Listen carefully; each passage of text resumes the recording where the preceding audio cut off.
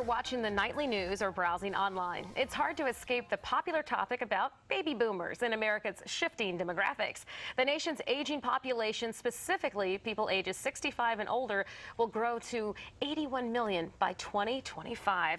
And as the wave of Americans begins to transition into retirement, financial advisor Wade Brittingham is here today to revisit the basics of retirement income. So welcome, Wade. Thank you, Julie. Yeah, it's never too early to start thinking about retirement, I think. Because don't you save most of your money between the ages of 30 and 60? Is that That's correct. That's correct. Yeah, savings is a huge part of retirement. So I need to get on the ball then. Yeah, save as much as you can as soon as you can. As soon as you can. So give me some fun facts about baby boomers. Well, the first baby boomers retire into 2011. So we're just on the cusp of this wave of retirement that is starting in the United States. Mm-hmm. And what are some of the mistakes that people make when it comes to Social Security benefits? And is there going to be something for us, for our generation, when we get there? Yes, currently the trust funds with the Social Security Administration are fine until the mid-2030s. Okay. The biggest mistakes that people mistakes that most people make is taking their Social Security benefits too early. Okay. At age 62. And you want to wait until... And well, most married couples, you want to make that decision with your husband or wife, with your spouse. Okay. A lot of people don't talk to their spouse. Imagine that. Right.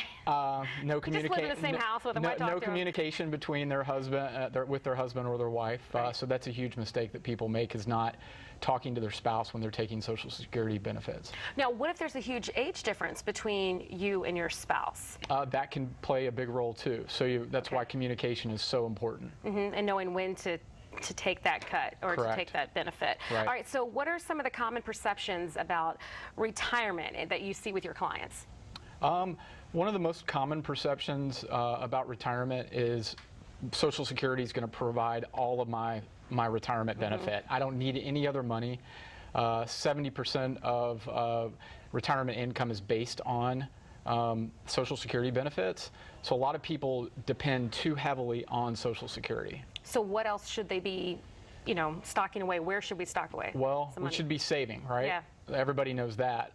In your IRA accounts, in your 401k accounts, in your bank checking and savings accounts. Retirement savings is extremely important. Okay. And is it important when you first start saving, people get overwhelmed?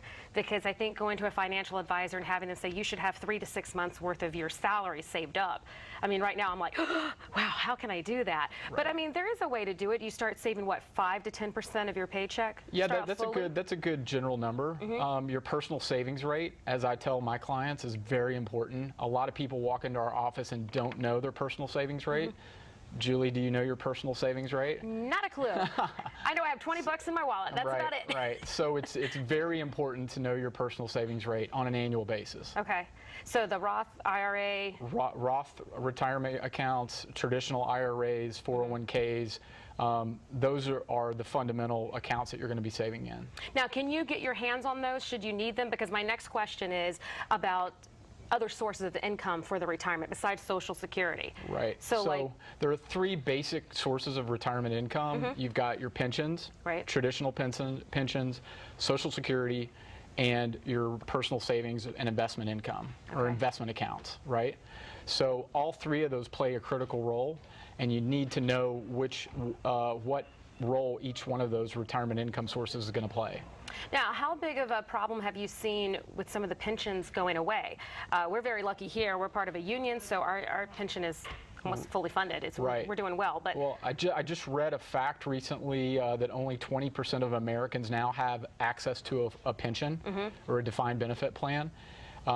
So the younger generations, millennials, Generation X, people in their 20s, 30s, and 40s are most likely not going to have access to a traditional pension. Oh my goodness. All right, that's scary thoughts. Okay, so final thoughts on what to do when it comes to savings and planning for retirement. Save a lot as early as you possibly can, and don't be afraid to reach out to a professional, even though that can be a little intimidating and scary. Yeah, but hey, we need the money in the long run. So, right. Yeah. And retirement is your most important goal financially. Right, because you're not going to have that same kind of money coming in when you retire. Exactly. So you got to stock up and save. Thanks for having me. Thank you, Wade. I appreciate it. All right, guys, stick with us. We will have more of Let's Talk Live coming back after the break.